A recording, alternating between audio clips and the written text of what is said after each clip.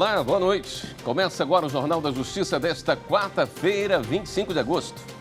O Supremo começa a julgar a ação que questiona a lei que garantiu a autonomia do Banco Central.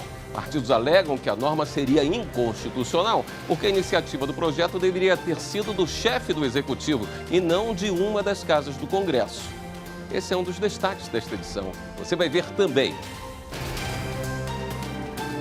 Ministro Luiz Roberto Barroso nega pedido do governo para adiar manifestação indígena em Brasília. Ministro Gilmar Mendes caça nomeações de delegados de polícia no Amazonas. Superior Tribunal de Justiça chega à marca de 1 milhão de decisões na pandemia.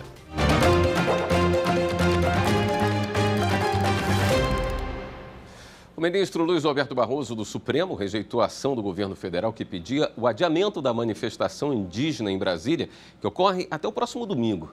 Nós vamos ver os detalhes agora com a repórter Viviane Novaes.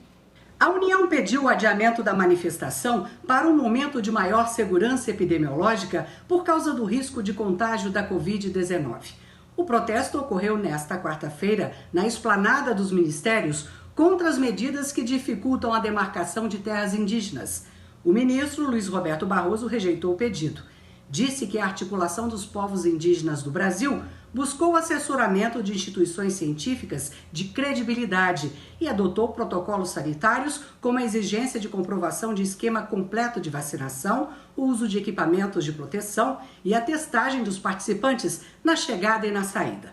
Para o ministro, o direito de livre expressão, reunião e associação são assegurados pela Constituição e só podem ser limitados em circunstâncias extraordinárias quando a gravidade dos riscos for justificada. O ministro Gilmar Mendes, do Supremo, cassou nomeações de delegados de polícia no Amazonas. Os servidores tinham sido aprovados em concurso para outro cargo. A reclamação foi apresentada pelo Sindicato dos Delegados de Polícia de Carreira do Amazonas, Sindepol, contra a nomeação de 53 pessoas para o cargo de delegado no estado. Esses servidores foram aprovados em concurso público para comissário de polícia em 2001, mas 3 anos depois, os cargos foram remanejados para o de delegado por meio de leis estaduais. O STF cassou essas normas, mas o Tribunal de Justiça do Amazonas manteve entendimento de primeira instância. O ministro Gilmar Mendes decidiu cassar as nomeações, porque descumprem julgamento da Corte. Uma súmula vinculante declarou inconstitucional toda a modalidade de provimento que propicia ao servidor a investida em cargo que não integra a carreira na qual anteriormente tenha sido aprovado. A Corte Especial do Superior Tribunal de Justiça manteve o desmembramento da ação penal que envolve o governador de Mato Grosso do Sul. Inicialmente, o desmembramento foi determinado por decisão unipessoal do relator do caso no STJ, ministro Félix Fischer. Com o afastamento temporário do magistrado por questões de saúde, a ministra Isabel Galotti foi designada para assumir o lugar na Corte Especial e também a relatoria dos processos. O governador de Mato Grosso do Sul, Reinaldo Azambuja, e outras 23 pessoas foram denunciadas pelo Ministério Público Federal por corrupção, lavagem de dinheiro e formação de organização criminosa. Na decisão monocrática, Félix Fischer determinou que a ação penal em relação às 23 pessoas sem foro por prerrogativa de função fosse remetida à Justiça Estadual. O MPF recorreu dessa decisão, mas a Corte Especial negou o provimento ao agravo interno. A ministra relatora, Isabel Galotti, explicou que no caso analisado, o desmembramento é recomendável, tendo em vista que 23 dos 24 denunciados não têm foro perante o STJ. Em relação à organização criminosa, cabe ao Ministério Público comprovar a responsabilidade penal de cada um dos acusados com todos os elementos que indiquem o enquadramento de suas condutas na legislação penal. Assim, fica no STJ apenas a parte do processo referente ao político, que tem foro por prerrogativa de função. E a terceira turma do STJ decidiu que embargos de terceiros não podem ser utilizados para pedido cumulativo de danos morais. O caso foi julgado inicialmente pela Justiça do Rio Grande do Sul. O Tribunal de Justiça confirmou decisão de primeiro grau, que acolheu parcialmente embargos de terceiro e retirou restrição de transferência de um veículo da embargante, mas entendeu não ser possível o pedido de indenização por danos morais de 40 salários mínimos. No recurso especial ao STJ, a parte embargante defendeu que os embargos de terceiro, quando cumulados com danos morais, assumem o caráter ordinário do curso processual, sendo viável a realização de pedidos distintos, de acordo com o artigo 327, parágrafo 2º do Código de Processo Civil. Porém, o relator, ministro Marco Aurélio Belize, explicou que quando o patrimônio de terceiro, sem nenhuma relação com o processo, for atingido injustamente pela prestação jurisdicional correlata, a lei confere um instrumento próprio, os embargos de terceiro, para a defesa de seu interesse. Embora se caracterizem como ação de conhecimento, os embargos de terceiro têm como única finalidade evitar ou afastar a constrição judicial injusta sobre bens de titularidade de pessoa que não faz parte do processo relacionado. O ministro Marco Aurélio Belize ainda apontou que a acumulação do pedido de danos morais nos embargos de terceiro, além de ser formalmente inadmissível, acarretaria, caso fosse hipoteticamente admitido, o tumulto do trâmite processual célere desse tipo de embargos. Dessa forma, os ministros da terceira turma negaram provimento ao recurso especial, por entender que não é admissível a acumulação de pedidos estranhos à sua natureza, como pleito de condenação por danos morais. O Ministério Público Federal se manifestou contra a liberação de 2 homens presos em Belém do Pará por desvios de dinheiro público destinado para o combate à Covid-19 no estado. Eles alegam problemas de saúde. Os investigados foram presos no dia 18 de agosto por supostamente participarem de uma quadrilha que desviava verbas de combate à pandemia de Covid-19 no Pará. De acordo com o Ministério Público Federal, mesmo em prisão domiciliar, a dupla, que é investigada desde o ano passado, continuava o esquema de lavagem de dinheiro. Com o argumento de que eles precisam de tratamento médico, a defesa entrou com um pedido de liberdade na Justiça. Ao se manifestar na ação, o MPF apresentou o entendimento de que o sistema carcerário deve providenciar toda a assistência médica e humanitária que os investigados precisam. Além disso, que a libertação da dupla poderia colocar em risco a ordem pública. A chamada Operação Réditos envolveu mais de 400 agentes, entre policiais federais, auditores da Receita Federal e servidores da Controladoria Geral da União. Na semana passada foram cumpridos 95 mandados de busca e apreensão e 60 de prisão. O desvio da verba destinada ao combate do coronavírus no Pará pode ter gerado um prejuízo de quase 500 milhões de reais.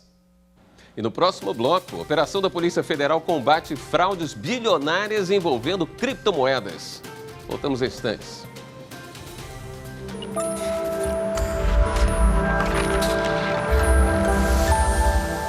A Constituição, ela é o pacto político que norteia uma nação. Nela estão contidos os fatores reais de poder, que são as forças políticas que estão naquele arranjo. Essa é uma formulação de um autor chamado Ferdinando de La Salle, e isso demonstra para a gente a necessidade de que a gente defenda e garanta aquilo que está escrito na Constituição, não só como lei maior, mas como resultado do nosso arranjo político institucional.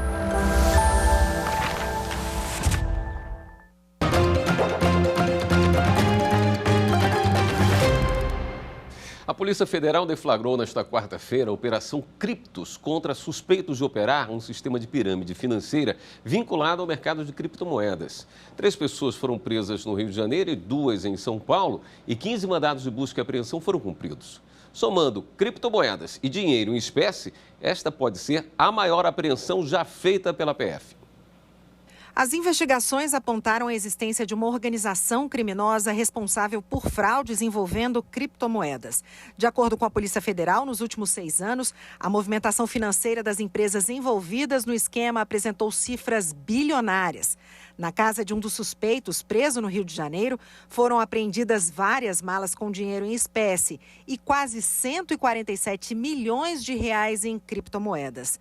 Os investigados devem responder pelos crimes de gestão fraudulenta de instituição financeira clandestina, emissão ilegal de valores mobiliários sem registro prévio, organização criminosa e lavagem de dinheiro. A pena pode chegar a 26 anos de reclusão. A sexta turma do Superior Tribunal de Justiça decidiu que prisão preventiva não pode ser determinada para aprofundar investigações.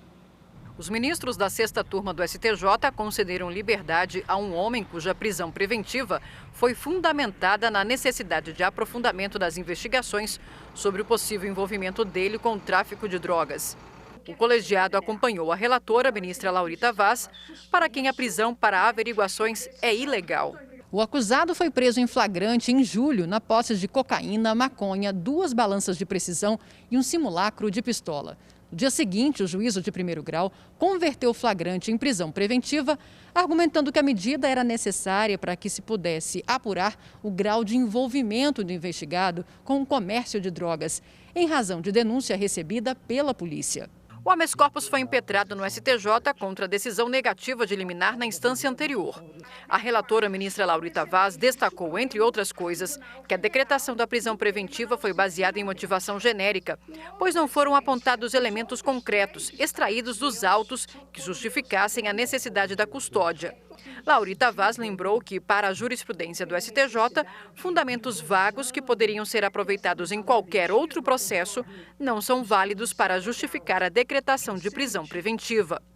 Ao determinar a soltura do investigado, com a advertência de que ele deverá permanecer na comarca e atender às convocações da Justiça, a ministra destacou que o juízo de primeiro grau poderá aplicar medidas cautelares menos rígidas, desde que fundamentadas, e que a prisão processual poderá ser novamente decretada em caso de descumprimento ou da superveniência de fatos novos. O Tribunal Superior do Trabalho manteve decisão da Justiça Trabalhista de São Paulo em caso sobre cláusula contratual de não concorrência. Ao analisar o processo, a segunda turma do TST concluiu que o autor da ação não foi impedido de exercer a profissão após deixar a empresa. O caso teve início quando um ex-gerente de uma loja de comércio atacadista de remédios e cosméticos entrou na Justiça do Trabalho após ser demitido.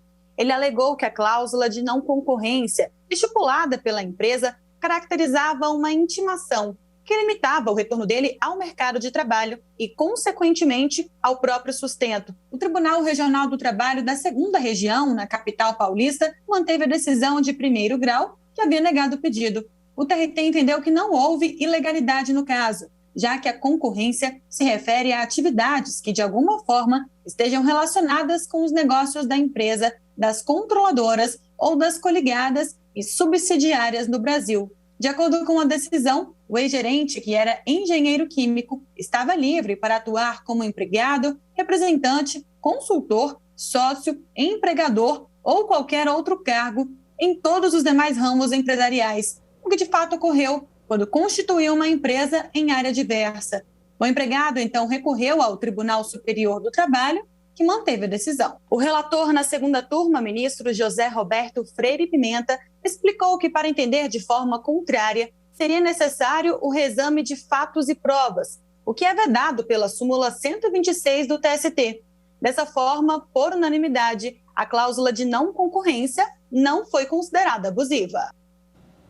A Justiça Federal em Santa Catarina anulou norma que não considerava terras indígenas em processo de demarcação para definir limites para a construção de imóveis particulares. A ação foi proposta pelo Ministério Público Federal. A Instrução Normativa número 9, publicada pela FUNAI e validada pelo INCRA em abril de 2020, autorizava que o limite de construção de imóveis particulares em Santa Catarina respeitasse apenas as terras indígenas já homologadas. Com isso, as regiões em processo de demarcação poderiam ser ocupadas. Para o Ministério Público Federal, além de inconstitucional, a norma era uma violação a uma série de direitos indígenas previstos, inclusive, na Declaração das Nações Unidas e também na Corte Interamericana de Direitos Humanos. O MPF entrou com ação civil pública e a Justiça Federal determinou a anulação da norma. A partir de 12 de setembro, a chamada criança intersexo, que nasce sem sexo definido como masculino ou feminino, pode ser registrada com o sexo ignorado. A medida foi publicada pela Corregedoria Nacional de Justiça. Quem tem os detalhes é a repórter Viviane Novaes. Até hoje, os cartórios não podiam expedir a certidão de nascimento se não houvesse a definição de sexo na declaração de nascido vivo, que é emitida pelo sistema de saúde quando a criança nasce. A família precisava entrar com um processo na justiça para fazer o registro. Aí a criança ficava sem a certidão de nascimento até a definição do sexo e sem acesso a direitos fundamentais, como plano de saúde e matrícula na creche. A partir do dia 12 do mês que vem, a criança poderá ser registrada com o sexo ignorado. O cartório deve orientar a família a colocar um nome neutro no bebê.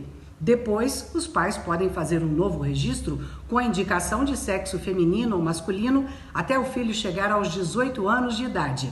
Se a criança tiver mais de 12 anos, ela tem que concordar. Tudo isso sem necessidade de autorização judicial, de comprovação de cirurgia sexual e tratamento hormonal ou apresentação de laudo médico e psicológico. E veja a seguir a sessão de hoje do Supremo Tribunal Federal, depois do intervalo.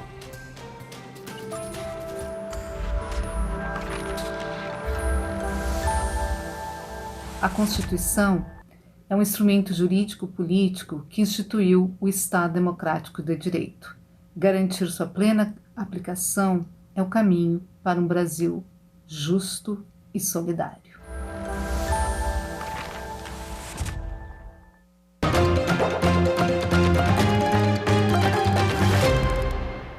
Depois de pedidos de destaque no plenário virtual, o Supremo reiniciou hoje, em sessão presencial, o julgamento de ação que questiona a norma sobre a autonomia do Banco Central.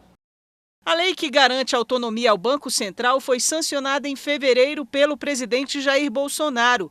Com a norma, o BC passa a ser classificado como autarquia de natureza especial, sem ser subordinado a um ministério específico. A lei também estabelece que o presidente e os 8 diretores do banco terão mandatos fixos por um período de tempo que não coincide com o mandato do presidente da República, responsável pela nomeação.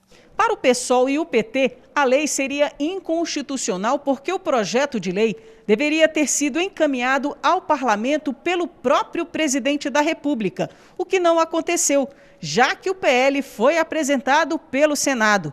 Os partidos alegam ainda que a política monetária feita pelo Banco Central não deveria ser autônoma, mas uma política de governo. A ninguém é dado eximir-se das responsabilidades constitucionais para o desenvolvimento e crescimento econômicos com responsabilidade social, inclusive o Banco Central do Brasil. A transferência ou a delegação de competência constitucional do Poder Executivo, dando autonomia ao Banco Central, é, portanto, ultra vires societatis, porque é uma desistência de deveres constitucionais.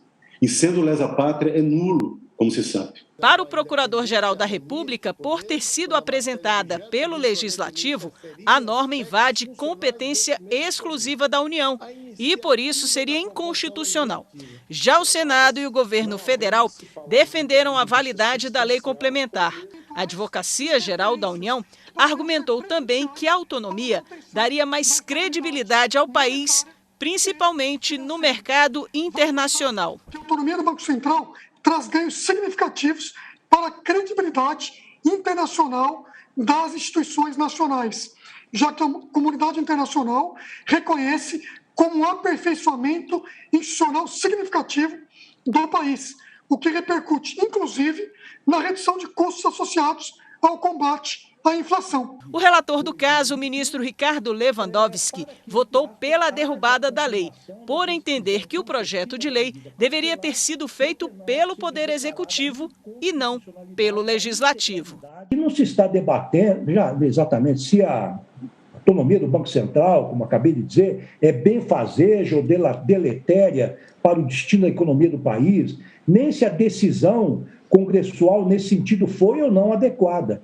A questão em debate é saber se, por iniciativa exclusivamente parlamentar, à luz dos ditames constitucionais, seria possível subtrair do presidente da República o controle de algum órgão integrante da administração pública federal, sem que tal fosse feito por meio de projeto de lei com origem no Poder Executivo. O ministro Luiz Roberto Barroso votou em seguida ao relator e abriu divergência. No entendimento dele, não se exige a iniciativa do presidente da República no caso desse projeto de lei. O ministro apontou que há diferentes visões sobre a autonomia do BC, que ele julga ser uma opção política. Na realidade, o que a Lei Complementar 179 de 2021 faz, na minha visão, é dar configuração a uma instituição de Estado e não de governo, que tem relevante papel, e peço atenção específica para isso, relevante papel como um árbitro neutro, cuja atuação não deve estar sujeita a controle político unipessoal. Uma democracia precisa de árbitros neutros. Depois do voto do ministro Barroso, o julgamento foi suspenso. Há 1 ano e 5 meses, o Superior Tribunal de Justiça adotou o regime de trabalho remoto por causa da pandemia da Covid-19. Mas a distância não reduziu a produtividade do tribunal, pelo contrário, a Corte ultrapassou a marca de 1 milhão de decisões proferidas no período. 57.900 decisões por mês, 1.900 por dia, 79,3 por hora ou 1,3 por minuto. Essa é a produtividade do STJ desde o início da suspensão das atividades presenciais, em 16 de março de 2020. Mais de 1 milhão de decisões. Quase 1 ano e meio de muito trabalho e esforço permitiu manter a produtividade do tribunal mesmo à distância. Para garantir esse resultado, o STJ adotou novos recursos tecnológicos para dar continuidade aos julgamentos, modernizou a tramitação dos processos e a administração da Corte, facilitou o atendimento ao público, a divulgação da jurisprudência e a prestação de contas à sociedade. Uma das primeiras ações tomadas para garantir o pleno funcionamento do tribunal na pandemia da Covid-19 foi a realização das sessões de julgamento por videoconferência. Com a mudança, acompanhar as decisões dos ministros ficou mais fácil. Qualquer pessoa pode acompanhar a transmissão dos julgamentos ao vivo pelo canal do STJ no YouTube. Outras medidas importantes foram implementadas para a continuidade e melhoria da prestação jurisdicional. Entre elas, o lançamento do balcão virtual online para atender advogados, partes e outros cidadãos interessados nos processos em trâmite no STJ. A remodelação do portal da transparência para facilitar o acesso às informações da Corte, a reestruturação do informativo de jurisprudência, que passou a ter edições toda semana e não apenas quinzenalmente, e o lançamento da página de pesquisa de precedentes qualificados. No canal do STJ no YouTube também ficou mais fácil acessar a jurisprudência do tribunal com a criação das playlists, súmulas e repetitivos e precedentes qualificados e ações coletivas, que trazem vídeos sobre teses e enunciados firmados. Com grande parte do tribunal trabalhando em casa, o STJ conseguiu cortar gastos. De acordo com dados da Assessoria de Gestão Socioambiental, só em 2021 houve uma redução de mais de 17% na utilização de serviços de impressão, telefonia e energia elétrica. E entre todos os itens de consumo, a economia mais significativa foi com relação aos veículos, 43% a menos de quilômetros rodados pela frota e papel, com redução de 26%. É o Tribunal da Cidadania cada vez mais moderno, eficiente e consciente.